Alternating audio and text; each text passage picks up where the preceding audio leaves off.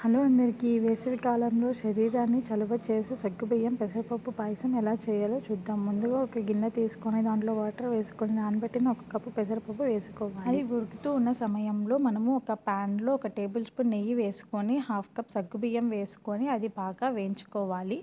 అది వేగిన తర్వాత ఉడికిన పెసరపప్పులో వేసుకొని అది బాగా మిక్స్ చేయాలి. దానితోనే 1 కప్పు పంచదార వేసుకొని అది బాగా మిక్స్ అయిన తర్వాత మనము ఒక ప్యాన్లో నెయ్యి వేసుకొని ఎండు ద్రాక్ష, జీడిపప్పు వేసి అది బాగా దోరగా ఫ్రై చేసుకోవాలి. అవి బాగా ఫ్రై అయిన తర్వాత కావాల్సినన్ని పాలు మనము బాగా మరిగించాలి. అది మరిగిన తర్వాత మనం ముందుగా వేయించి పెట్టుకున్న జీడిపప్పు, ఎండు ద్రాక్ష, పెసరపప్పు, సగ్గుబియ్యం మిశ్రమంలో వేసి అది బాగా కరిగిన తర్వాత కొంచెం ఫ్లేవర్ కోసం ఇలాచీ పౌడర్ వేసుకొని అది బాగా మిక్స్ చేయాలి. అలానే కొంచెం నెయ్యి వేసుకొని 1 కప్పుతో పాలు కూడా వేసిన తర్వాత అది బాగా మిక్స్ అయిన తర్వాత ఒక 10 మినిట్స్ లో ఫ్లేమ్లో బాగా కుక్ చేయాలి. ఇప్పుడు మనము సర్వింగ్ బౌల్లోకి తీసుకొని దాన్ని జీడిపప్పు, కిస్మిస్తో గార్నిష్ చేసుకొని సర్వ్ చేసుకోవచ్చు.